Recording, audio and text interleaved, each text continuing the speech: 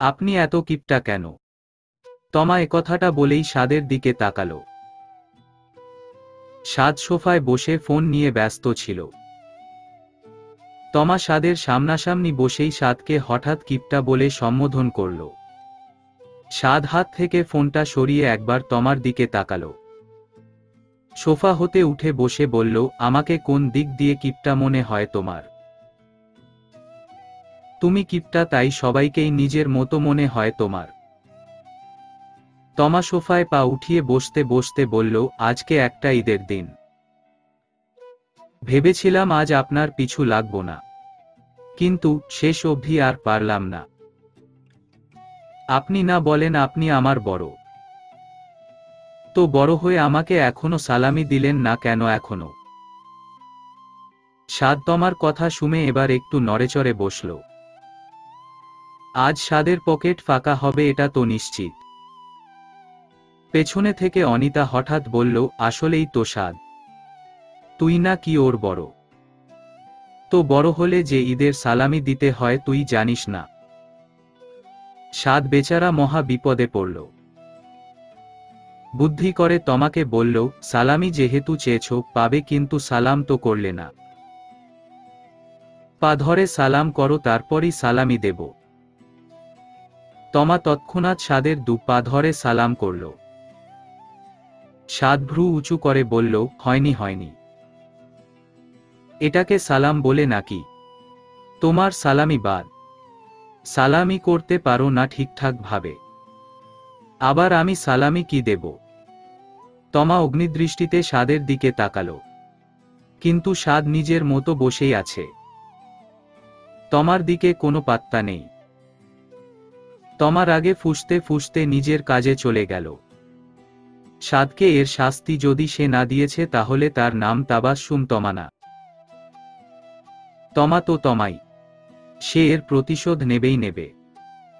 দুপুরে খাওয়া দাওয়া শেষ করে তমা অনিতার সামনে গিয়ে অনেকটা সময় ঘ্যান ঘ্যান করতে শুরু করল। ঈদের মতো একটা এত ভালো দিনে মা আর ভাইকে না দেখলে তমার ভালো লাগবে না মোটেও। অনিতা শেষমেশ অনুমতি দিয়ে দিল, তবে সন্ধ্যার পরে বাইরে থাকা চলবে না। তমা নতুন জুতো পায়ে দিয়ে নিজের বাড়ি চলে গেল। সাদ অবশ্য নিজের বাড়িতেই আছে। নিজের মতো হাত পা ছড়িয়ে ছিটিয়ে বিছানায় পড়ে আছে। ঈদের পরদিনও গ্রামে বেশ উৎসব উৎসব ভাব রয়েছে। তমা অনিতার কাছে গিয়ে বায়না করে বলল, আজকে বড় মাঠে মেলা হবে, আমাকে যেতে দাও না আম্মু। অনিতা তমার কথা শুনেই শুরুতেই না করে দিল। এত বড় মেয়েকে একা একা বাইরে যেতে দেবেন না উনি। তমা মুখ ভার করে বসে রইল। ভালো লাগে না আর, একটু যেতে দিলে কি হতো? আঙুর বালা তমার মন খারাপ দেখে অনিতাকে বললেন, অয় একলা যাইব ক্যা? তোমার পোলা সাদরে দিয়া পাঠায়া দাও। ছেড়িডা যখন এত শখ করতাসে, যাক একটু ঘুইরা বেড়ানোর সময় তো এখনই। এখন না ঘুরলে আর কখন ঘুরব? আমগো মতো বুইরা হইয়া দাঁত ভাঙলে। অনিতা শাশুড়ির কথা শুনে আর কোনো যুক্তি খুঁজে পেলেন না। অগত্যা সাদকে বললেন তমাকে মেলায় ঘুরতে নিয়ে যেতে। সাদ বিছানায় হাত পা ছড়িয়ে ছিটিয়ে শুয়েছিল। অনিতা গিয়ে সেই মুহূর্তে সাদকে বলল, বাবা, কোথায় নাকি মেলা হচ্ছে? তমা যেতে চাচ্ছে। এত বড় মেয়েকে আমি একা একা ছাড়তে পারবো না, তুমি একটু নিয়ে যাও তো তমাকে। সাদ তমার কথা শুনে ঢোক গিলল। এই মেয়ে অনেক ভয়ঙ্কর, কখন কি ঘটিয়ে ফেলে কে জানে। যতবার তমার সাথে বাইরে গিয়েছে তমা একটা না একটা বিপদে সাদকে ফেলেছেই। সাদ তমার সাথে কোথাও যেতে মোটেও ইচ্ছুক না। তাই নিজের মাকে বলল, আম্মু, আমি আন্দাজে ওকে কোথায় নিয়ে যাব। আমি তো এখানকার পথ ঘাট চিনি না কিছু। অনিতাকে বিনয়ের স্বরে সাদকে বলল, এতে কোনো সমস্যা হবে না বাবা, তমা তো এখানেই থাকে। ও তোমাকে পথ চিনিয়ে নিয়ে যেতে পারবে।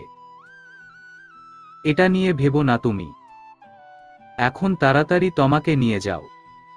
একটু পরে আবার সন্ধ্যা হয়ে যাবে। এটা তো শহর না যে সন্ধ্যা হলেও সমস্যা নেই। এটা গ্রাম, তাই তুমি বের হয়ে যাও।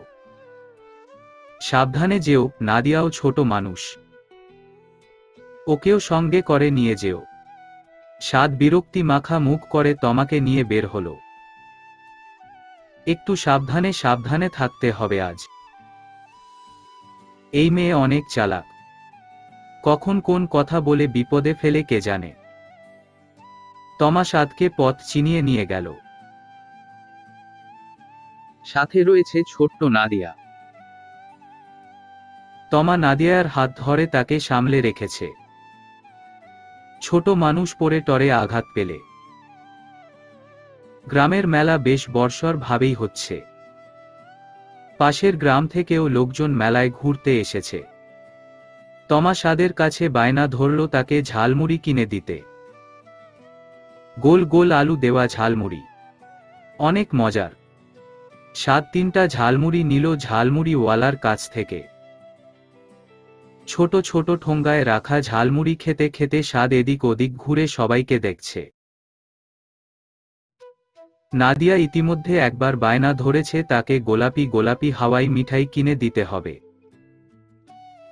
সাদ অবশ্য 2টো হাওয়াই মিঠাই কিনে দিয়েছে। একটা নাদিয়ার, আরেকটা তমার। মেলায় এত জনসমাগমে বেশ হইচইপূর্ণ পরিবেশ। সাদের অবশ্য ভালোই লাগছে। শহরে এসব কখনো দেখেনি সাদ। প্রতিবছর 1-2 বার গ্রামে আসলেও সেটুকু সময় ঘরে বসেই কাটানো হয় সাদের। প্রয়োজন ছাড়া বাইরে খুব একটা বের হয় না সে। ভালোই হয়েছে তমার জন্য অন্তত নতুন একটা জিনিসের সাথে পরিচিত হতে পারল সাদ। তমার হাতে মালাই কুলফি, বাদাম আর দুধের সর দিয়ে বানানো। সাদ কিনে দিয়েছে একটু আগে। তমা দূর থেকে ছেলে মেয়েদের চিৎকার শুনে দৌড়ে গেল। সবাই নাগর দোলায় উঠে আনন্দে চিৎকার করছে। তমা এবার সাদের কাছে নাগর দোলায় চড়ার জন্য বায়না করল। সাদ দাম জিজ্ঞেস করতেই জানতে পেল জনপ্রতি 5 টাকা দাম। তমা আর নাদিয়া কুলফি হাতে নাগর দোলায় চড়েছে। নাদিয়া হঠাৎ সাদকে বলে উঠল, ভাইয়া তুমি উঠবে না? সাদ কিছু বলার আগেই তমা বলে উঠল, তোমার ভাইয়া ভিতুর ডিম। এসব নাগর দোলা টোলাকে ভয় পায়। সাদ তমার সঙ্গে জেদ দেখিয়ে নিজেও নাগর দোলায় চড়ে বসল।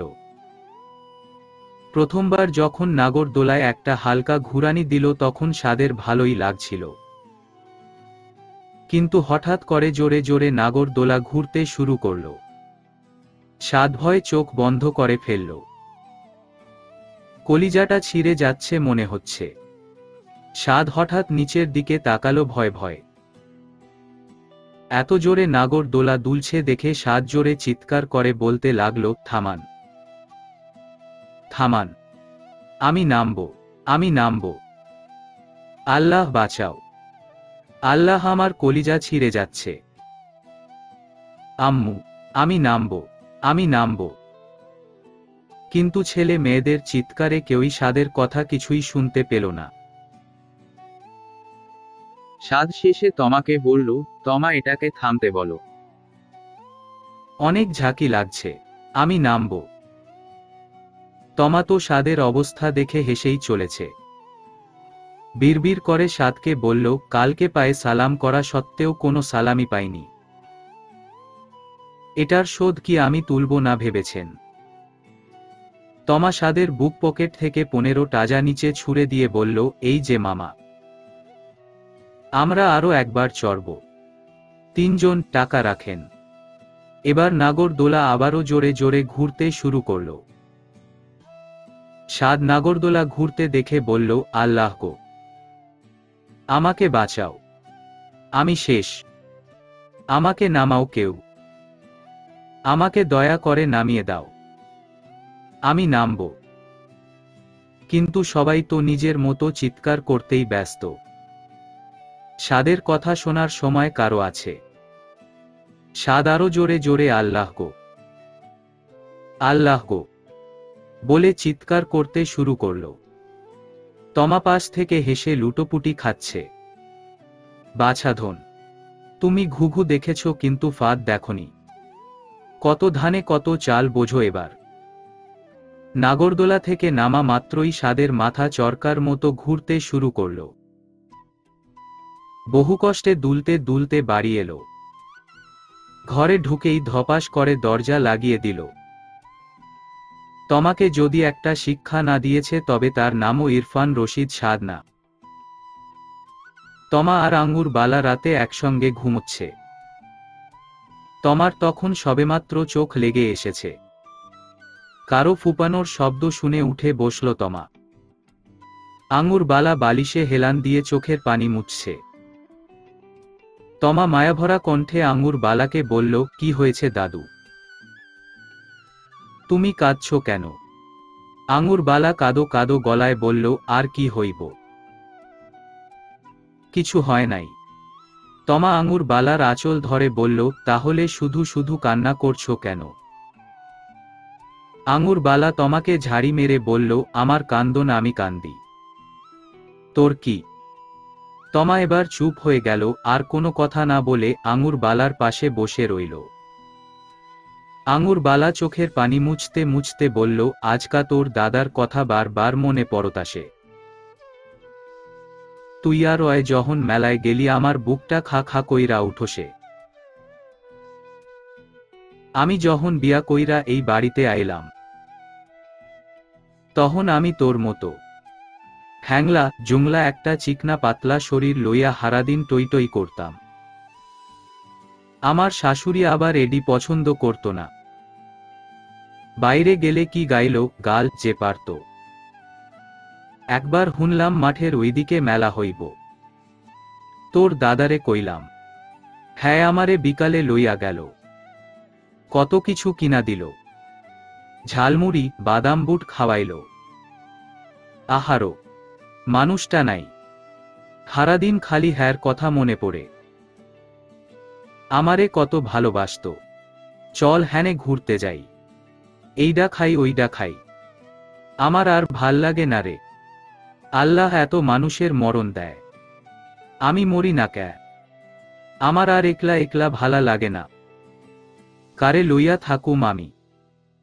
আঙ্গুর বালা চোখের জল ফেলতে ফেলতে কথাগুলো বললেন। তমার মনটা খারাপ হয়ে গিয়েছে।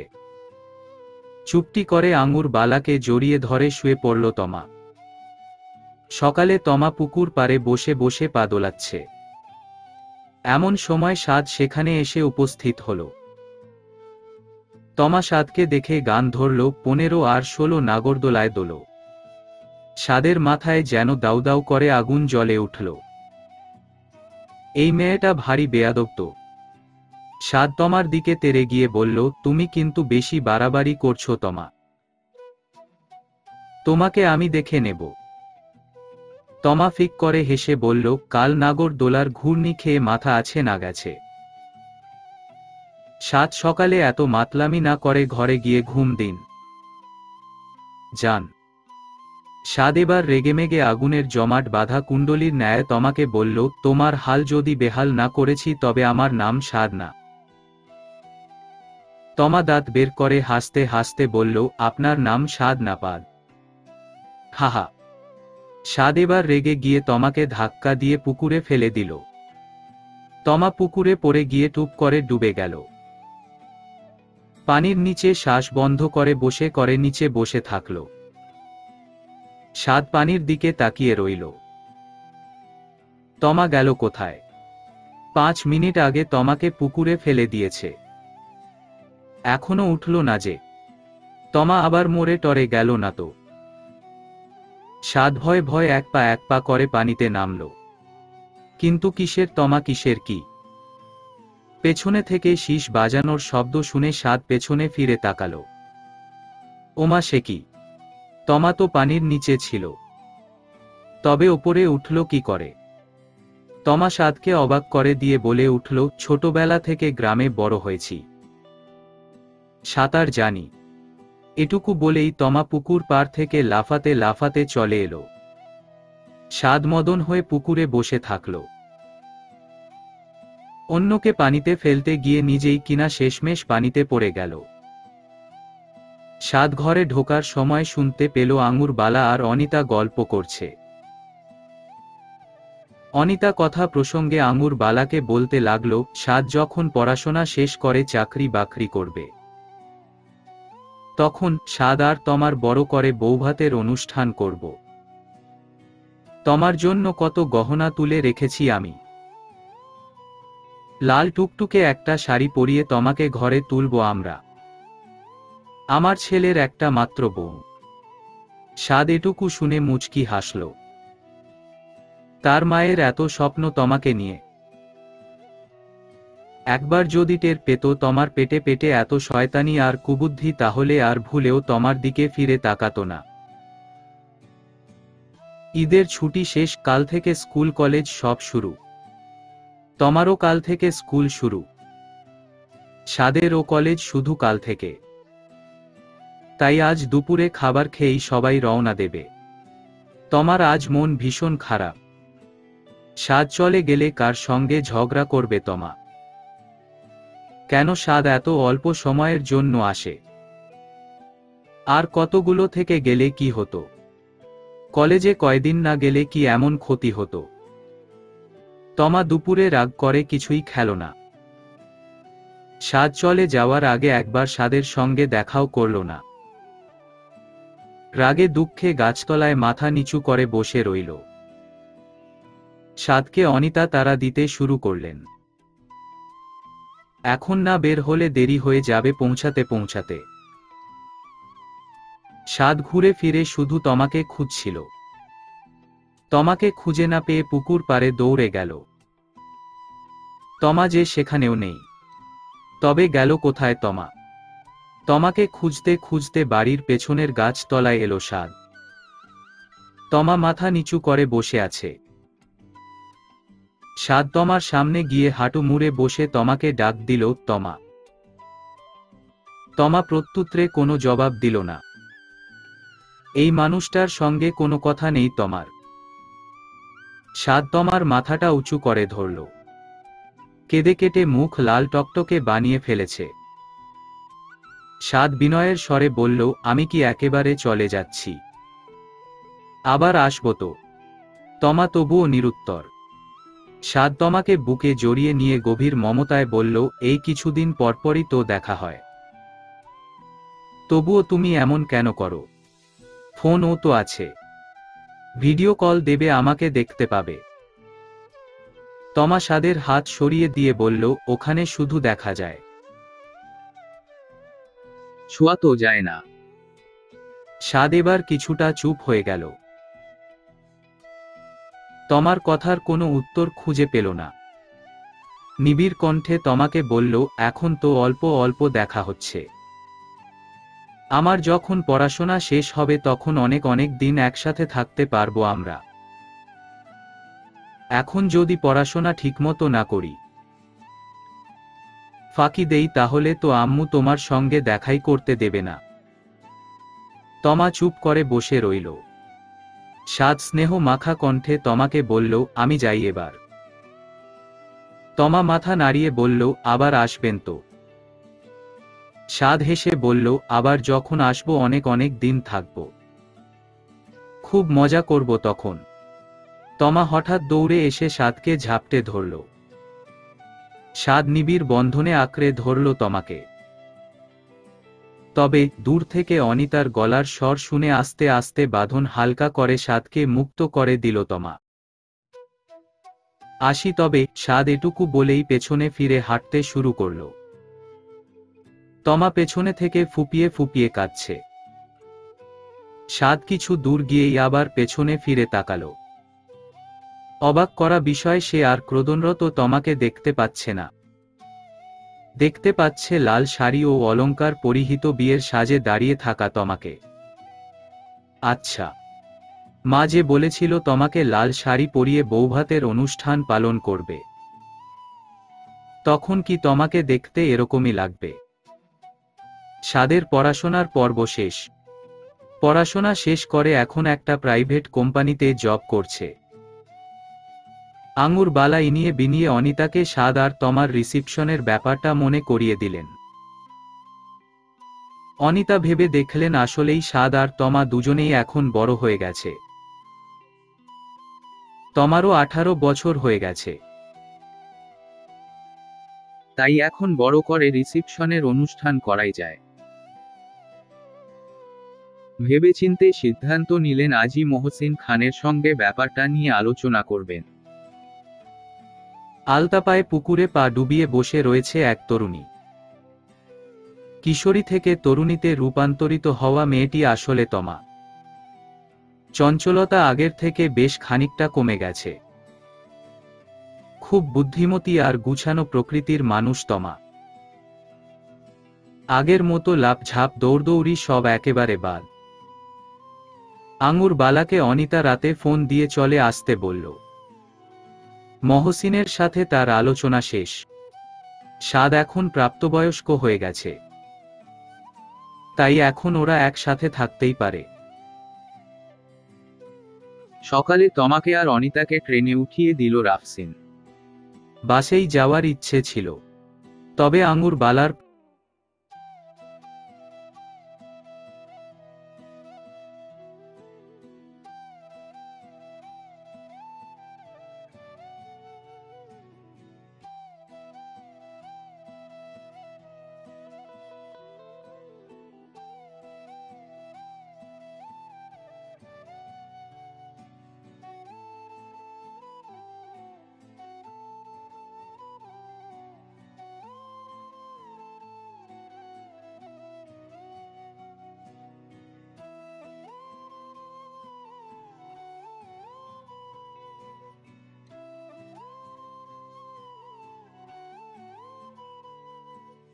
ট্রেন, তাই ট্রেনে করেই যাচ্ছে তারা। রাফসিনরা আর তমার পরিবার ঢাকা যাবে আরো 2-1 দিন পরে। আগে আঙুর বালা গিয়ে তমার আর সাদের রিসিপশনের ডেট ঠিক করুক, তারপর সবাই একসাথে যাবে। জানালার পাশের সিটটাই বেছে নিয়েছে তমা। পাশে আঙুর বালা বসে আছে। তমা চুপ করে জানালার পাশে হেলান দিয়ে পুরনো অতীতে ফিরে গেল। কত মায়া, কত স্মৃতি জমা আছে সেখানে। সাদ তখন ইন্টার পরীক্ষা দিয়ে গ্রামে ঘুরতে এসেছে। মহসিন খান আর অনিতা সেবার আসেনি। সাদ একাই এসেছিল। সাদ এসেই রাফসিন চাচার সঙ্গে বাজার করতে গেল। এক গাদা বাজারের বস্তা নিয়ে বাড়ি ফিরে এলো। এসেই বাজারের ব্যাগ নিয়ে বাড়িতে ঢুকেই জোরে সোরে আছাড় খেল। কি একটা অবস্থা! এত বড় ছেলে আবার মাটিতে আছাড় খায় কিভাবে? বাড়ির কাজের লোক সকালে পানি দিয়ে ঘর পরিষ্কার করছিল, কিন্তু কে জানত সাদ তখন বাড়িতে আসবে আর জোরে সোরে আছাড় খেয়ে মাটিতে পড়বে। তমার চোখে সাদের আছড়ে মাটিতে পড়ার দৃশ্যটা ভেসে উঠতেই তমা খিটমিটিয়ে হেসে উঠল। আঙুর বালা তমার হাসি দেখে বিরক্ত হয়ে বলল, পাগল হইছস নি? একলা একলা হাসোস কার লগে? তমা কোনো জবাব দিল না, চুপচাপ বসে রইল। জানালার পাশে মাথা ঠেকিয়ে ঘুমু চোখে কয়েকবার তাকাল। এরপরে ঘুমের রাজ্যে তলিয়ে গেল। রেল স্টেশনে নেমেই আঙুর বালা আর তমা দেখল মহসিন খান মা আর ছেলের বউকে নেওয়ার জন্য দাঁড়িয়ে আছে। তমা মাথা নিচু করে সালাম দিল। সেখান থেকে বাসে করে বাড়িতে পৌঁছালো তমা। কত বড় শহর, কত কত মানুষ, এত বড় বড় দালান কোঠা। তমা অবশ্য আগে আরো 2 বার শহরে এসেছিল। মায়ের শরীর খারাপ করেছিল, তাই চিকিৎসার জন্য এসেছিল। বাড়িতে পৌঁছে আঙুর বালা আর তমাকে নিয়ে দোতলায় উঠল মহসিন। কলিং বেল বাজিয়ে খানিকটা সময় দাঁড়াতে হলো। অনিতা এসে গেট খুলে দিয়ে আঙুর বালাকে সালাম দিল। তমা অনিতাকে সালাম দিয়ে ভয়ে ভয়ে বাড়ির ভেতরে ঢুকল। দরজা দিয়ে ঢুকতেই আগে ড্রয়িং রুম পড়ে, এরপর বাকি ঘরগুলো। তমা একটা ঘরে টুপ করে উকি দিয়ে দেখল। খুব সুন্দর, কিন্তু গ্রামের ঘরগুলোর মতো এত এত বিশাল বিশাল ঘর নেই। তমা আর আঙ্গুর বালা, অনিতা, মহসিন সবাই একসঙ্গে খাবার খেয়েছে। মহসিন খাওয়া দাওয়া শেষ করে বাইরে বেরিয়ে গেছে। অনিতা আর আঙ্গুর বালা গল্প করছে। আঙ্গুর বালা পানের ডাবা থেকে পান খাচ্ছে। তমা অনিতার মাথার কাছে বসে বসে তাদের গল্প শুনছে। আর আঙ্গুর বালা জানালার কাছে বসা। কলিং বেলের আওয়াজ পেতেই অনিতা তমাকে গেটটা খুলে দিয়ে আসতে বললেন। তমা গেট খুলতেই দেখতে পেল টাক মাথার একটা লোক দাঁড়িয়ে আছে। মাথায় লাল লাল রক্তের ন্যায় কিছু ছড়িয়ে আছে। তমা ভয় ভয় বলল, জি বলুন। লোকটি রাগান্বিত গলায় বলল, এই বাসায় পান খায় কে? তমা ভীত গলায় বলল, কেন? লোকটি নিজের মাথার দিকে আঙুল দেখিয়ে বলল, রাস্তা দিয়ে যাচ্ছিলাম, এই বাড়ির জানালা দিয়ে একজন আমার মাথায় পানের পিক ফেলেছে। এত বড় সাহস! এটা কেমন আচরণ? জানালা দিয়ে ময়লা ফেলা কেমন ভদ্রতা? তমা ক্যাবলাকান্তের ন্যায় লোকটির দিকে তাকিয়ে আছে। বজ্জাত বুড়ি ছাড়া আর কারোর কাণ্ড নয় এটা। বুড়ি সবসময় তমাকে বিপদে ফেলে। আজ কি করল? একটা টাকলু লোকের মাথায় পানের পিক ফেলে মাথা লাল বানিয়ে দিয়েছে। ছি, কি একটা অবস্থা! তমা বিনয়ের স্বরে লোকটাকে বলল, মাফ করবেন, বাসায় বুড়ো মানুষ আছে তো, তাই বুঝতে পারেনি। ইচ্ছে করে করেনি আসলে। আর হবে না কখনো। আমি নিষেধ করে নিব। আপনি একটু কষ্ট করে মাথাটা পরিষ্কার করে নেবেন। লোকটা রাগে খিটমিট করতে করতে চলে গেল। তমা যেন হাঁফ ছেড়ে বাঁচল। অচেনা অজানা শহর, তার মধ্যে আবার এই নালিশ। তমা আঙ্গুর বালা আর অনিতার সামনে গিয়ে বসল। মুখটা বেশ শুকনো। অনিতা আদুরে ভঙ্গিতে তমাকে বললেন, কি হয়েছে? মুখ এত খই ভাজার মতো শুকনো কেন?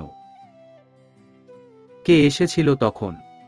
তমা লম্বা শ্বাস নিয়ে অনিতাকে সবটা খুলে বলল। অনিতার তো হেসে লুটোপুটি খাওয়ার মতো অবস্থা। আঙুর বালা আমতা আমতা করে বলল, হাসোস ক্যা তোমরা? বুইরা হইয়া গেছি, ভুল তো হইতে পারে। এইডা লইয়া তোমরা এমনে ভেটকাইবা? শাশুড়ির মুখ থেকে এহেন কথা শুনে অনিতা চুপ হয়ে গেলেন। পানের পিক ফেলার জন্য একটা ছোট্ট স্টিলের কৌটা খুঁজে দিলেন। যেই কয়দিন আঙ্গুর বালা এখানে থাকবে, এই পিকদানিতেই পানের পিক ফেলবে। তমা মহা সংকোচে পড়েছে। সংকোচ এড়িয়ে কাউকে কিছু বলতেও পারছে না। এখানে আসার পর থেকে পুরো বাড়িতে বেশ কয়েকবার ঘুরপাক খেয়েছে, কিন্তু একবারও সাদকে দেখল না যে। আচ্ছা, সাদ কোথায়? সাদ কি জানে না আজ যে তমা আসছে? সাদের সাথে 2 বছরের বেশি সময় ধরে দেখা হয় না তমার। আগে ঘন ঘন গ্রামে আসতো, কিন্তু এখন নাকি চাকরি বাকরির চাপে আসতে পারে না। অনিতা আর মহসিন কিছুদিন পরপরই গ্রামে যেত। তখনই তাদের মুখ থেকেই তমা এসব শুনেছে। কিন্তু সাদ কি জানে তমা যে তার অপেক্ষা করছে? না, সাদ জানবে কি করে? সাদের সাথে তো কথাও হয় না বেশি। সাদের সেক্ষেত্রে জানার কথাও না। অনিতা গরম গরম পাকোড়া ভাজছে। তমাও টুকটাক সাহায্য করছে। গরমের মধ্যে রান্নাঘরের কাজ যত জলদি শেষ করা যায় তত ভালো। আঙ্গুর বালা পান চিবুতে চিবুতে অনিতাকে বললেন, হুনো, একটা সময় আহেই যখন পোলাপানের বুঝো জ্ঞান আহে। তমারে দেখছো তুমি, আগের তমারে দেহ আর এখনকার তমারে দেহ। আগে কি লাফালাফি ঝাপাঝাপি করত, আর এখন দেখছো পানি লড়ে, তাও অয় লড়ে না। আমি ওর দুষ্টামির লাইগা ওরে কোনোদিন কিছু কই নাই। আমি জানি পোলাপান মানুষ এমনই, এত জ্ঞান থাকলে কি আর দুষ্টামি ফাইজলামি করত। আর অয় তো তঙ্গ সাদের মতো শহরে বড় হয় নাই। গ্রামের পোলাপান কেমন হয় বুঝো না তুমি। অনিতা শাশুড়ির কথার প্রত্যুত্তরে টু শব্দও করল না। মুরব্বী মানুষ বাড়িতে থাকলে অনেক কথাই বলবে, অনেক উপদেশই দেবে। এসব নিয়ে মনে কষ্ট পাওয়াটা এক ধরনের বোকামি। পাকোড়া ভাজা শেষ করে তমা সব টেবিলে তুলে রাখল। অনিতা পাশ থেকে বললেন, স্বাদের জন্য অল্প কয়েকটা আলাদা করে রেখে দাও, একটু পরে অফিস থেকে আসবে ছেলেটা। তমা অগোচরে মুচকি হাসল। সে বেমালুম ভুলে গিয়েছিল স্বাদের যে এখন অফিস আছে। কি ভুলম না হয়ে যাচ্ছে দিন দিন তমা। সোফায় পা উঠিয়ে বসে একটু পরে পরে ঘড়ির কাঁটার দিকে তাকাচ্ছে তমা। 7:45 বেজে গেল। স্বাদ আসছে না কেন? তমা মাথা নিচু করে পা দুলাচ্ছে। আঙুর বালা পাশে বসে বসে সুপারি কাটছে। অনিতা হঠাৎ ঘরে ঢুকে আঙুর বালা আর তমাকে বলল, আম্মা খেতে চলুন। আপনার নাতি আপনার ছেলে সবাই বাড়ি ফিরেছে। আমি টেবিলে খাবার বাড়ছি, আপনারা বসে পড়ুন। এই তমা, তুমিও এসো। তমা কিছুটা অপ্রস্তুত হয়ে পড়ল। এতক্ষণ স্বাদের অপেক্ষায় ছিল সে। তাহলে এখন স্বাদের সামনে যেতে এত আড়ষ্টতা গ্রাস করছে কেন তাকে? আঙুর বালা তমাকে একটা চিমটি কেটে বলল, এই উঠোস না ক্যা? খাইতেলো। তমা আঙুর বালার সঙ্গে খাবার টেবিলে গিয়ে বসল। স্বাদ তমাকে দেখে ভ্রুগুলো কিছুটা উঁচু করে বলল, আরে থমাস আলভা এডিসন যে। কি খবর? গবেষণা কেমন চলছে?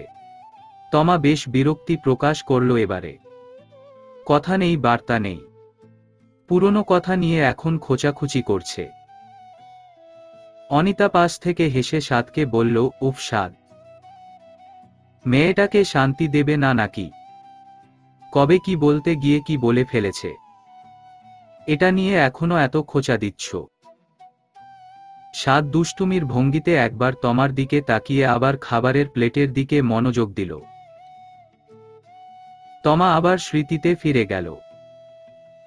তখন তমা ক্লাস 10-এ পড়ছে। পরিবারের সবার সামনে স্বাদ তমাকে জিজ্ঞেস করেছিল, তুমি পড়াশোনা করে কি হতে চাও তমা? তমা হচ্ছে বিশ্ব ফাঁকিবাজ সমিতির সদস্য। পড়াশোনারই ইচ্ছে নেই আবার বড় হওয়া। নিজেকে সবার সামনে বড়ভাবে উপস্থাপন করার জন্য সে মুহূর্তে তমা বলেছিল সে বড় হয়ে বিজ্ঞানী হতে চায়। কিন্তু মজার বিষয় তমা ব্যবসায়ী শিক্ষা বিভাগের ছাত্রী। তখন এটা নিয়ে পরিবারের সকলে হাসাহাসি করেছিল। তমা বেখেয়ালি মনে কথাটা বলেছিল। নিজের ভুল বুঝতে পেরে জিহ্বা কামড়ে ধরেছিল সে। কিন্তু আর কি করার, স্বাদ আজ অবধি সে কথাটা ভোলেনি। তমাকে দেখা মাত্রই থমাস বলে ডেকে তমাকে বিরক্ত করে। পুরনো কথা মনে হতেই তমা মিটমিট করে হেসে ফেলল। দুরন্ত শৈশব যেন বারবার হাত ছানিয়ে ডেকে ওঠে। খাওয়া দাওয়া শেষ করে বড় রুমে গিয়ে বসেছে সবাই। স্বাদ নিজের ঘরে চলে গিয়েছে। অনিতা, মহসিন আর আঙুরবালা কি নিয়ে যেন আলাপ আলোচনা করছে। তমা গিয়েছিল একবার, তবে ঢোকার সাথে সাথেই অনিতা বলে দিয়েছে, একটা দরকারি বিষয়ে কথা বলছি আমরা, তুমি অন্য ঘরে গিয়ে বসো। তমা সে কারণে সরে গিয়েছে। ভালো লাগছে না কিছু তমার। কেমন একটা আটকা জায়গা, দম বন্ধ হয়ে আসে বারবার। অনিতা জোরে সোরে তমাকে ডাক দিল। তমা দৌড়ে যেতেই অনিতা বলল, স্বাদকে একটু ডেকে নিয়ে আসো তো, ওর সাথে একটা জরুরি কথা আছে। তমা সাদকে ডাকতে আলতো পায়ে সাদের ঘরের দিকে এগোলো। দরজাটা হালকা করে লাগানো। তমা দরজাটা ছুতেই দরজাটা খুলে গেল। সাদ ল্যাপটপের দিকে তাকিয়ে আছে গভীর মনোযোগে। তমা হালকা করে একটা কাশি দিল। সাদ ল্যাপটপের দিক থেকে মনোযোগ সরিয়ে তমাকে বলল, কি খবর থম্মা? এত গুটিসুটি মেরে বসে আছো কেন? তমা কিছুটা নিস্তব্ধ হয়ে গেল। নীরব কণ্ঠে বলল, আম্মু ডাকছে আপনাকে। সাদ তমার পাশ ঘেঁষে বলল, শুধু আম্মুই নাকি আরো কেউ ডাকছে? তমা কিছুটা অস্বস্তিতে পড়ে গেল। কিছু বলার আগেই অনিতা জোরে জোরে সাদ বলে ডাক দিল। সাদ ল্যাপটপ ফেলে দৌড়ে ছুটে গেল। তমা সাদের ঘরের এপাশ ওপাশ ঘুরে দেখল। সুন্দর। সবাই কি নিয়ে কথা বলছে সেটা তমা জানে না। কেউ তমাকে ওখানে যাওয়ার অনুমতি দেয়নি। সাদকে ডেকে পাঠিয়েছে। একটু পরে হয়তোবা তাকেও ডেকে পাঠাবে। একটু পরে সত্যি সত্যি অনিতা তমাকে ডেকে পাঠালো। তমা ভয় ভয় সে ঘরে গেল। মহসিন সোফায় গুরুগম্ভীর ভাবে বসে আছে। মহসিনের পাশে সাদ। আঙুর বালা পাশের চেয়ারে বসা। আর অনিতা দেয়াল বরাবর দাঁড়িয়ে আছে। অনিতা তমাকে প্রশস্ত ভঙ্গিতে বললেন, তমা তুমি আর সাদ দুজনেই এখন যথেষ্ট বড়। এখন তোমাদের আর আলাদা থাকার বয়স নেই। আমরা ঠিক করেছি সামনের মাসের 5 তারিখে বড় করে তোমাদের রিসিপশনের অনুষ্ঠান করব। সবাইকে দাওয়াত করে পেট ভরে খাওয়াবো। তুমি আর সাদ এই বাড়িতে একসাথে থাকবে। এখন বলো তোমার কি কোনো আপত্তি আছে? জীবনটা তোমার আর সাদ দুজনেরই। আমি মনে করি তোমাদের দুজনেরই মতামত নেওয়াটা গুরুত্বপূর্ণ। সাদ ইতিমধ্যেই নিজের মতামত প্রদান করেছে। এখন তুমি তোমার মতামত জানাও। তমা কিছুটা স্তব্ধ হয়ে গেল। উৎকণ্ঠা যুক্ত কণ্ঠে বলল, আপনারা যা ভালো বুঝবেন তাই করবেন। আমার কোনো আপত্তি নেই। অনিতা তমার কথা শুনে মুচকি হাসলেন। সাদ পাশ থেকে বলল, উফ, কি ঢং! যেন ভাজা মাছটা উল্টে খেতে জানে না। অনিতা অগ্নিদৃষ্টিতে সাদের দিকে তাকাতেই সাদ চুপ হয়ে গেল। তমা লজ্জা পেয়ে তখনও মাথা নিচু করে বসে আছে। প্রচণ্ড লজ্জা লাগছে তার। আঙুর বালা অনিতাকে বলেছিল আজকে থেকেই সাদ আর তমাকে একসঙ্গে ঘুমোতে দিতে, কিন্তু অনিতা নারাজ। একেবারে রিসিপশনের অনুষ্ঠান শেষ করেই ঘর সাজিয়ে ফুলসজ্জার খাট সাজিয়ে দেবে। তখন ওরা একত্রে ঘুমোবে। আঙুর বালাও চুপ হয়ে গেছেন। প্রস্তাবটা মন্দ নয়। তমা আঙুর বালার সঙ্গে টেবিলে বসে আছে। আঙুর বালা চুন ভিজাচ্ছেন পানিতে। সাদও একই টেবিলে বসে আছে। তমা আর সাদ পুরো মুখোমুখি বসে আছে। তমা সে কারণে লজ্জায় সামনে তাকাচ্ছে না। সাদ দুষ্টুমি করে তমার পায়ে পা দিয়ে খোঁচা দিল। তমা বুঝতে পেরে পা সরিয়ে নিল। সাদ আবারও তমার পায়ে খোঁচা দিতে গেল। কিন্তু তমা পা পেছনে রাখার ফলে আঙুর বালার পায়ে খোঁচা লাগল। আঙুর বালা সাদের দিকে তাকিয়ে বলল, ভুল নম্বরে ডায়াল করছো নাতি। পা সরাও। এই পা তোমার বউয়ের না। তমা লজ্জা পেয়ে মাথা নিচু করে ফেলল। সাদও লজ্জায় লাল হয়ে আমতা আমতা করতে লাগল। সাদ একটা পিৎজার অর্ডার দিয়েছিল। অনিতা ঘুমাতে যাওয়ার আগে বলে গেছে তমাকেও পিৎজা ভাগ করে দিতে।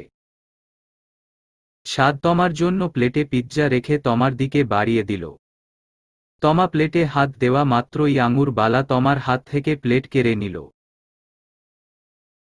সাদকে পিৎজার ওপরে থাকা মাশরুম দেখিয়ে বলল, এডি কি ব্যাঙের ছাতা না? সাদ মাথা নাড়িয়ে হ্যাঁ বোঝাল। আঙুর বালা জোরে সরে টেবিলের ওপরে প্লেটটা রেখে বলল, ঢাকা শহরে থাকতে থাকতে তোরা খাচ্চর হইয়া গেছোস। খাইচ্রা খানাদানা লইয়া পইরা থাকোস। ব্যাঙের ছাতাডা শুদ্ধা খাস। ছি ছি ছি ছি। খানার কি অভাব পরশে দেশে, নাকি দেশে দুর্ভিক্ষ লাগছে। তমা আর সাদ দুজনেই বোকার মতো তাকিয়ে আছে। কি হচ্ছে কিছুই বুঝতে পারছে না কেউ। তমা দেখো তো কোন শাড়িটা বেশি সুন্দর। অনিতা এটুকু বলেই তমার দিকে বেশ কিছু শাড়ি এগিয়ে দিল। তমা কিছুটা দ্বিধায় পড়ে গেল। দোকানে এত এত শাড়ি, কোনটা থেকে কোনটা বেছে নেবে। তমা শাড়িগুলো আবার অনিতাকে এগিয়ে দিয়ে বলল, আমার তেমন পছন্দ অপছন্দ নেই, আপনি পছন্দ করুন আম্মু। অনিতা বেছে একটা নীল বেনারসি শাড়ি বের করল। তমাকে দেখিয়ে বলল, এই শাড়িটা কত সুন্দর, দেখো তমা, পছন্দ হলে বলো এটাই নেব। তোনার পাশাপাশি সাদো শাড়িটার দিকে একবার তাকালো, কিন্তু পরক্ষণেই আবার মুখ ফিরিয়ে নিল। মা যে বলেছিল তমাকে লাল শাড়ি পরিয়ে ঘরে তুলবে, তাহলে এখন কথার বরখেলাপ করল কেন। সাদ একবার কথাটা মুখ ফুটে বলতে চাইল, তবে সেই সুযোগ পেল না। তমাও সম্মতি জানিয়ে দিয়েছে। শাড়িটা তমারও বেশ পছন্দ হয়েছে। অনিতা ওই নীল বেনারসিটাই নিয়ে নিল তমার জন্য। অনুষ্ঠানের দিন তমা এটাই পরবে। কেনাকাটা শেষ করে সবাই খুশি মনে বাড়ি ফিরল। সাদের মন প্রচণ্ড খারাপ। এমন কেন হলো তার সঙ্গে। কত স্বপ্ন বুনেছিল এই লাল শাড়ি নিয়ে। মা কেন লাল শাড়ি কিনল না। বেছে বুছে ওই কর্করা নীল শাড়িটাই কেন নিল। কি কর্করে রং, দেখলেই চোখ ঝলসে যায়। মা তবুও ওই বাজে রঙের শাড়িটাই নিল তমার জন্য। সাত দুপুরে খাওয়া দাওয়া করে বাড়ি থেকে বের হল। রিকশা ভাড়া করে বেনারসি পল্লী পৌঁছাল। আজকে অফিস কামাই দিয়েছে সাদ। সকালে গিয়েছিল বৌভাতের অনুষ্ঠানের জন্য কার্ড ছাপাতে দিতে। এরপর তমার শাড়ি কেনার জন্য বেনারসি পল্লীতে এসেছিল। সাদ বহু খোঁজাখুঁজির পর আগের দোকানটার খোঁজ পেল। ভেতরে ঢুকেই দূর থেকে একটা লাল শাড়ির দিকে ইশারা করে দোকানদারকে প্যাক করে দিতে বলল। এই শাড়িটাই তখন সাদের পছন্দ হয়েছিল। মাকে বলার আগেই মা ওই নীল শাড়িটা নিয়ে নিল। না হলে নিশ্চিত এই শাড়িটাই সাদ তমার জন্য নিয়ে নিত। সাদ শাড়িটা নিয়ে বাড়ি ফিরে চলল। শাড়িটা তো কেনা হলো, তবে তমাকে এই শাড়িটা দেবে কিভাবে। মা যদি রাগ করে। সাদ এক প্রকার চিন্তায় পড়ে গেল শাড়ি নিয়ে। বাড়ির সবাই নিশ্চিত এটা নিয়ে হাসাহাসি করবে। সাদ বাড়ি ফিরতে ফিরতে বিকেল হয়ে গেল। বাড়ি ফিরে সাদ দেখল তমা সোফার রুমে বসা। সাদ শাড়িটা তমাকে দিয়ে বলল, এটা পরো অনুষ্ঠানের দিন। সাদ কথা শেষ করেই চলে এলো। ভীষণ লজ্জা লাগছিল সেই মুহূর্তে তমার সামনে দাঁড়িয়ে কথা বলতে, কিন্তু কিছুই করার ছিল না। আর যাই হোক, অনুষ্ঠানের দিন তমা লাল শাড়ি পরবেই। তমা শাড়িটা হাতে নিয়ে হতবিহ্বলের মতো দাঁড়িয়ে রইল। এখন কি হবে। একবার হাত দিয়ে শাড়িটা বের করে দেখল তমা। শাড়িটা খুব সুন্দর, সিঁদুর লাল। কিন্তু অনিতাও তো একটা শাড়ি দিয়েছে। কোনটা পরবে তমা।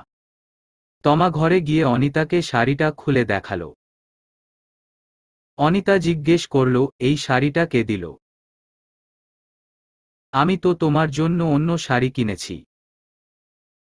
তমা ভয়ে ভয়ে উত্তর দিল, সাদ দিয়েছে। অনিতা প্রথমে একটু বিস্মিত হল। তার এত লাজুক ছেলেটা বউয়ের জন্য শাড়ি কিনে নিয়ে এলো, তাও কাউকে না জানিয়ে। অনিতা তোনার অগোচরে মুচকি হেসে বলল, তোমার ইচ্ছে যেটা খুশি পরো। তমা চিন্তিত গলায় বলল, কিন্তু অনিতা তমাকে কিছু না বলতে দিয়ে নিজেই বলল, তোমার বর তোমার জন্য শাড়ি কিনে এনেছে। আমার আর কি বলার থাকতে পারে? তোমরা তো আর ছোট না। তমা এরপর অভয় শাড়ির প্যাকেটটা হাতে নিয়ে চলে গেল। সাজ সকালে অফিসে যাবে। তমা আর অনিতা তখন রান্নাঘরে। আঙুরবালা ডাইনিং রুমে বসে আছে। সাদ বাড়ি থেকে বের হওয়ার সময় বলল, আম্মু আমি গেলাম, তুমি গেটটা লাগিয়ে দাও। অনিতা কাজের ব্যস্ততায় তমাকে গেটটা লাগিয়ে দিয়ে আসতে বলল। সাদ চলে গেছে ভেবে তমা যেই না গেটের সামনে দাঁড়িয়েছে তখনই সাদ তমার গালে একটা জোরে চিমটি কেটে দিয়ে দৌড়ে পালিয়েছে। গাল ঘষতে ঘষতে তমা বিরক্তমাখা মুখ নিয়ে জোরে গেট লাগালো। এটা কোন ধরনের অসভ্যতামি? কাল রাতে রাফসিন তার পরিবারসহ সাদদের বাড়িতে উঠেছে। সকালে তমা তার বড় ভাই শফিককে ফোন করেছিল। জুলেখার শরীরটা একটু খারাপ, তাই শফিক জুলেখাকে নিয়ে অনুষ্ঠানের দিন সকালে আসবে। মহসিন খান তার ছোট ভাই রাফসিনকে বললেন রিসিপশনের অনুষ্ঠানের জন্য বানানো কার্ডগুলো ঠিক আছে কিনা তা দেখতে। রাফসিন সম্মতি জানিয়ে কার্ডগুলো একটা একটা করে চেক করল। কার্ডগুলো সব আজ বিকালেই এসেছে। এখন শুধু নাম লিখে দিয়ে দেওয়া বাকি। রাফসিনের সাথে তমাও কার্ড খুলে খুলে দেখছে। রাফসিন নিজেই তমাকে ডেকেছে তার সঙ্গে সাহায্য করার জন্য। তমা কার্ড হাতে নিয়ে খুলতেই তমার চোখ ছানাবড়া। তমার নামের জায়গায় থমা লিখা। তমা কার্ড নিয়ে এদিক ওদিক তাকালো। কার্ডগুলো দেখলেই মানুষ এখন তার নাম নিয়ে হাসাহাসি করবে। ছি ছি, কি বিচ্ছিরি একটা পরিস্থিতি। তমা কার্ড হাতে নিয়ে গুরুগম্ভীর হয়ে বসেই রয়েছে। এটা নিশ্চিত সাদের কাজ। সাদি তো কার্ডের অর্ডার দিতে গিয়েছিল। সাদি এমনটা করেছে। তমা কার্ডটা হাতে নিয়ে মহসিন খানকে দেখালো। মহসিন খান বললেন, টাইপিং মিস্টেক হয়েছে মা।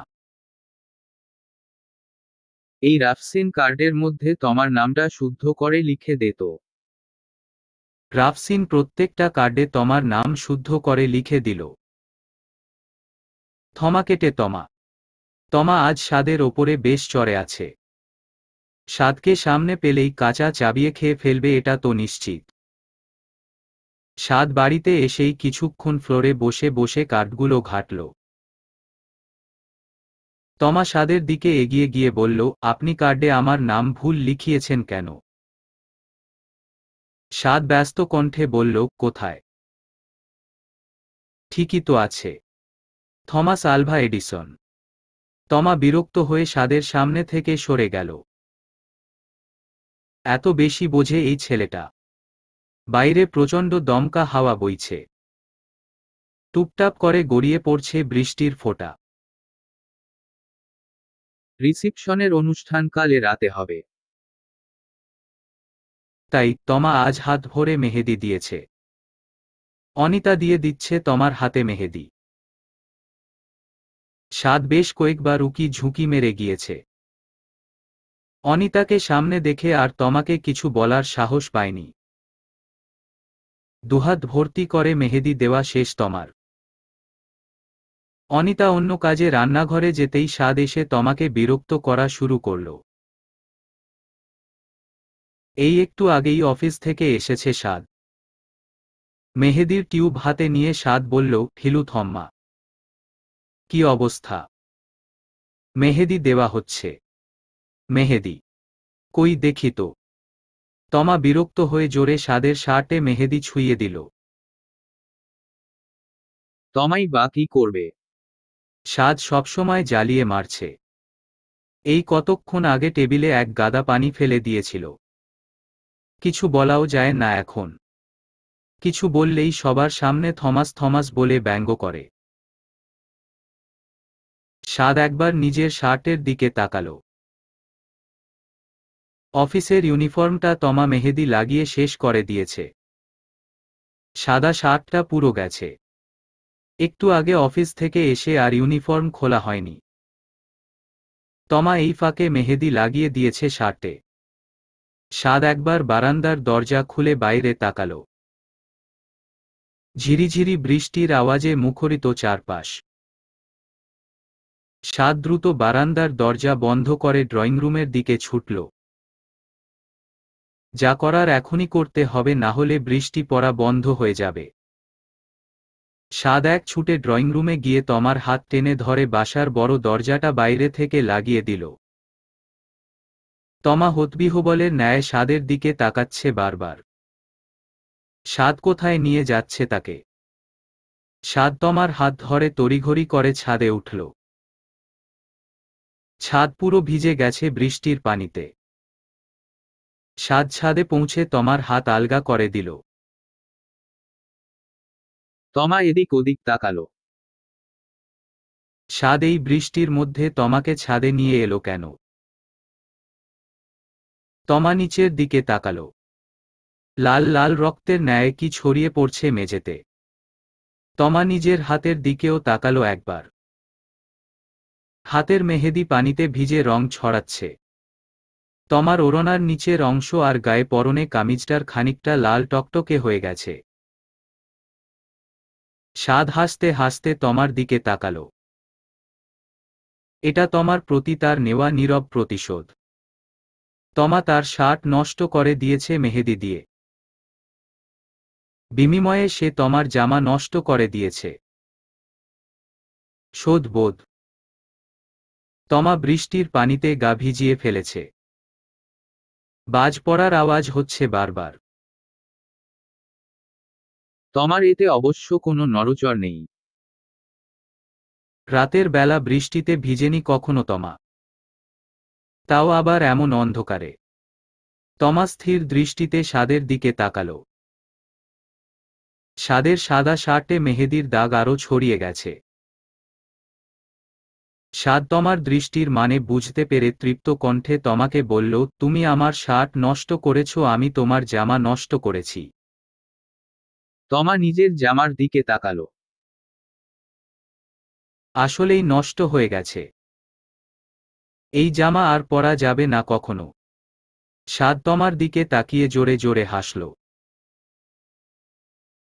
বেশ হয়েছে। আরও করো দুষ্টুমি। অনেকক্ষণ হয়েছে তমা ছাদে এসেছে। এবার নিচে নামা দরকার। তমা খুব সাবধানে নিচের সিঁড়িতে পা দিল। মেঝে বৃষ্টির পানিতে ভিজে গেছে। সাবধানতা অবলম্বন না করলে পা পিছলে পড়ে হাড় ভাঙতে হবে। তমাকে চলে যেতে দেখে সাদ পেছনে থেকে বলল, এই মেয়ে যাচ্ছ কোথায়? তমা সাদের কথা শুনেও কোনো জবাব দিল না। সাদ দৌড়ে যেই না তমাকে ধরতে যাবে সেই মুহূর্তেই ধপাস। পা পিছলে ছাদের ওপরে উল্টে পড়েছে সাদ। তমা জোরে কিছু নিচে পড়ার মতো শব্দ পেয়েই পেছনে ফিরে তাকালো। ওমা! এ দেখি সাদ পড়ে আছে নিচে। সাদ কোমরে হাত দিয়ে ভাঙা ভাঙা গলায় বলতে লাগল, মাগো! আমার কোমরটা গেল গো। তমা সাদের কথা শুনে জোরে হেসে ফেলল। বেশ হয়েছে। বড় মানুষ থাকবে বড় মানুষের মতো। ছোট বাচ্চাদের মতো দৌড়াদৌড়ি ঝাপাঝাপি লাফালাফি করলে কি চলে? তমা সাদের দিকে আরেকবার তাকালো। সাদ তখনও কোমর ধরে বসে আছে। তমা মনে মনে সাদের একটা নাম দিল। কোমর ভাঙা সাদ। তমা সাদের দেওয়া শাড়িটাই পরেছে। ঠোঁটে লাল টকটকে লিপস্টিক। তমা ধীর পায়ে রিসিপশনের অনুষ্ঠানে উপস্থিত হল। সাদ তমাকে দেখা মাত্রই থমকে গিয়ে কিছুক্ষণ তাকিয়ে রইল। মা যখন বলেছিল তমাকে লাল শাড়ি পরিয়ে ঘরে তুলবে, সাদ তখন এমনটাই কল্পনা করেছিল। কিন্তু বাস্তবটা একটু বেশিই সুন্দর। সাদ মুখটা ব্যঙ্গ করে তমাকে বলল, কাজের মেয়েরা যতই সুন্দর করে সাজুক না কেন কাজের মেয়েদের বুয়ার মতোই লাগে দেখতে। তমা চোখ মুখ কুঁচকে স্বাদের দিকে তাকালো। এত সুন্দর একটা দিনেও এসব কেউ বলে? স্বাদ আবার তমাকে হাই দিয়ে বলল, হাই থম্মা। তোমাকে আজকে কি যে লাগছে না? পুরো আমাদের বাসার কাজের বুয়া রহিমা খালার মতো। রহিমা খালা অবশ্য তোমার মতো এত আটা ময়দা সুজি মাখে না, তবু উনি অনেক বিউটিফুল। তমা বিরক্ত হয়ে স্বাদের মুখশ্রীর দিকে তাকালো। সবসময় অপমান করে স্বাদ। স্বাদের কয়েকজন বন্ধু স্বাদ আর তমার সঙ্গে দেখা করতে এলো। স্বাদের সঙ্গে কথা বলে তমার দিকে এগিয়ে এসে বলল, আরে এটা আমাদের ভাবি না। আসসালামু আলাইকুম ভাবি। তমা সালামের জবাব দিয়ে কিছু বলার আগেই স্বাদ পাশ থেকে বলে উঠল, আরে কি যে বলিস না, আমার বউ কত সুন্দর। এটা আমাদের বাড়ির কাজের মেয়ে, ঘর মুছতে এসেছে এখানে। তমা রোষাগ্নি দৃষ্টিতে স্বাদের দিকে তাকালো। স্বাদের কথা স্বাদের বন্ধুরা ঠাট্টা হিসেবেই নিয়েছে।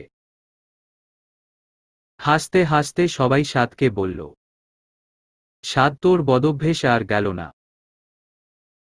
ভাবি মন খারাপ করবেন না, ও এমনই। আসি ভাবি, সময় করে একদিন ঘুরে যাবেন আমাদের বাড়ি থেকে। এই স্বাদ, ভাবিকে নিয়ে যাস আমাদের বাড়িতে। স্বাদ তুখোর দৃষ্টিতে তমার দিকে বলল, হ্যাঁ যাব একদিন সময় করে। আমার সুন্দরী বউকে নিয়েই যাব। আমি আবার বুয়াদের সাথে বেশি ঘোরাঘুরি করতে পারি না। স্বাদ এটুকু বলেই মুখ অন্যদিকে ফিরাল। তমার আগে ওখানেই বসে পড়ল। স্বাদ সবসময় এমন করে? সবার সামনে এভাবে বলার কি খুব দরকার ছিল? স্বাদ তমার দিকে তাকিয়ে মুচকি হাসল। মহারানী রাগে ফুলে ফেঁপে ঢোল হয়ে গেছেন। পুতুল আর নাদিয়াও তমার পাশে বসে ছিল অনেকটা সময়। তারা তাদের ভাবিমণিকে অনেক ভালোবাসে। খাওয়ার টেবিলে স্বাদের সঙ্গে বসেছে তমা। স্বাদ যদি তমাকে 1 মিনিটের জন্যও শান্তি দিত। একটু পরপর তমার পায়ে নাগরাই দিয়ে খোঁচা দিচ্ছে। তমার হাতে চিমটি কাটছে। তমা তবুও মুখ বুজে সহ্য করছে, কারণ আশেপাশে মানুষ আছে। ওনাদের সামনে স্বাদের সঙ্গে রাগারাগি করলে খারাপ ভাববে। স্বাদ এই সুযোগটাই নিয়ে ফেলল। খাওয়ার সময় তমার কানের কাছে ফিসফিস করে বলল, আস্তে খাও, খাবার কোথাও পালিয়ে যাচ্ছে না। এত এত খেলে পড়ে দোখা যাবে, রাতে ঘুমোতে গিয়ে আমার এত স্বাদের খাটটাই ভেঙে ফেলেছ। আমার কিন্তু একটাই খাট, ভেঙে গেলে কিন্তু নিচে শোয়াবো তোমাকে। তমা ত্যক্ত বিরক্ত হয়ে স্বাদের দিকে তাকিয়ে বলল, বাঁচাল। বিদায়ের সময় তমা কাদো কাদো চোখে শফিক আর আরেকবার মায়ের দিকে তাকাল। জুইও তমার দিকে করুণ দৃষ্টিতে তাকাল। জুই হলো তমার ভাবি। শফিকের বউ খুব আদর করে তমাকে। তমারও জুইয়ের সঙ্গে বেশ ভাব। তমা এবার দৌড়ে গিয়ে তাদের জাপটে ধরে কেঁদে ফেলল। স্বাদ তমাকে টিপ্পনি কেটে বলল, আরে আস্তে কাঁদো, এমনিতেও কাজের বুয়াদের মতো লাগছে দেখতে। এর মধ্যে এত কাঁদলে দেখা যাবে তোমাকে দেখে মানুষ ভয়ে দৌড়ে পালাচ্ছে। কিন্তু কে শোনে কার কথা? গাড়িতে ওঠার আগ অবধি তমা কাঁদতে কাঁদতে হেঁচকি তুলে ফেলল। গাড়িতে উঠে সবার সান্ত্বনাতে একটু হলেও ঠান্ডা হল। তবুও মন বেজায় খারাপ তার। ফুলশয্যার রাত, পুরো ঘর ফুল দিয়ে সাজানো। তমা চুপটি করে খাটের মাঝখানে হাঁটু গেড়ে বসে আছে। স্বাদ কিছুটা অপ্রস্তুত ভাবে ঘরে প্রবেশ করল। তমা চুপচাপ বসে আছে, টু শব্দও করছে না। স্বাদ ঘরে ঢুকেই জোরে সোরে হাত ওপরে করে একটা হাই তুলল।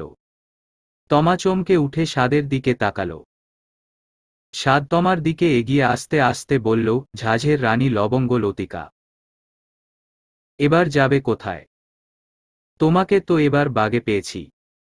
তমা ভয়ে আটসাট হয়ে বসল। কি নির্লজ্জ রে বাবা, কিছুই মুখে আটকায় না। স্বাদ তমার দিকে এগুতে এগুতে বলল, টানা কতগুলো বছর অপেক্ষা করেছি তোমার জন্য। তুমি খুব কঠিন একটা মানুষ, কিছুই বোঝো না। তমা মুখ ফুলিয়ে বলল, বড়রা যদি না আসতে দেয় তবে আমি কি করে আসতাম? সবকিছুতে শুধু আমারই দোষ খুঁজে পান আপনি।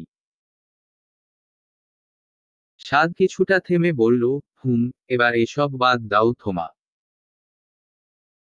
একটু কাছে এসো তো, আমার পাটা টিপে বাদ, ব্যথা করছে অনেক। তমা রাগী রাগী চোখে স্বাদের দিকে তাকালো। স্বাদ তমার দিকে তাকিয়ে হেসে বলল, আমার লালটু বউ, রাগ করে না, ওটা তো এমনি বলেছি। তুমি তো লবঙ্গ লতিকা। তোমায় কত ভালোবাসে নিজের কাছে রাখব, তোমাকে দিয়ে পা টেপাবো নাকি? তমা লজ্জা পেয়ে সরে যেতে চাইলে স্বাদ তমার হাত ধরে বলল, লাজে রাঙা হলো কনে বউ গো, মালা বদল হবে এই রাতে। তমা আর্স্ট হয়ে স্বাদের বুকে মুখ গুজল। এই ছেলেটা যেন যেন কেমন কেমন, শুধু লজ্জা দেয়। স্বাদ তমার কানে কানে ফিসফিস করে বলল, লবঙ্গ লতিকা। তমা চোখ বন্ধ করে লজ্জায় মাথা নোয়ালো। স্বাদ তমাকে শক্ত বাঁধনে জড়িয়ে ধরল। তমা স্বাদের সান্নিধ্যে এসে পুরনো দিনের কথা ভেবে স্মৃতির মায় কেঁদে ফেলল। এই তো কিছুদিন আগেরই কথা। স্বাদের সঙ্গে তার বিয়ে হলো। একেবারে আদায় কাঁচকলায় সম্পর্ক তাদের। কেউ কাউকে দু চোখ পেতে দেখতে পারত না। কিন্তু এখন দুজনের প্রতি দুজনের অগাধ টান, ভালোবাসার অদ্ভুত অনুরক্তি। আচ্ছা, এমনটা কি হওয়ার ছিল? তমা স্বাদের গায়ে ঝাঁকুনি দিয়ে বলল, আচ্ছা, এটা কি বাস্তব? স্বাদ দুষ্টুমি করে তমাকে একটা চিমটি দিল।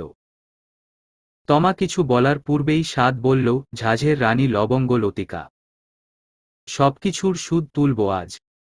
ভূতের ভয়ে দেখিয়েছ, ফাটা ফুচকা বলেছ, আমার নামের ব্যঙ্গ করেছ, সবকিছুর করায় গণ্ডা বদলা নেব। তমা স্বাদের দিকে তাকিয়ে ফিক করে হেসে ফেলল। এই ছেলেটা এমন কেন? কখনো কত মিষ্টি মিষ্টি কথা বলে, আবার কখনো শুধু শুধু পেছনে লাগে, অকারণে তমাকে খেপায়। কবে শুধরাবে এই ছেলেটা? নাকি সারা জীবন এভাবেই তমার জীবনে দুষ্টু মিষ্টি একটি সুন্দর চরিত্র হয়ে ফুটে থাকবে? তমা কিছুই জানে না, কিছুই না। শুধু এটুকুই জানে, তার পাশে অবস্থানকৃত স্বাদ নামের ছেলেটি তাকে নির্দ্বিধায় অনেকটা ভালোবাসে এবং তাকে সারা জীবন গভীর সমাপনে আগলে রাখবে।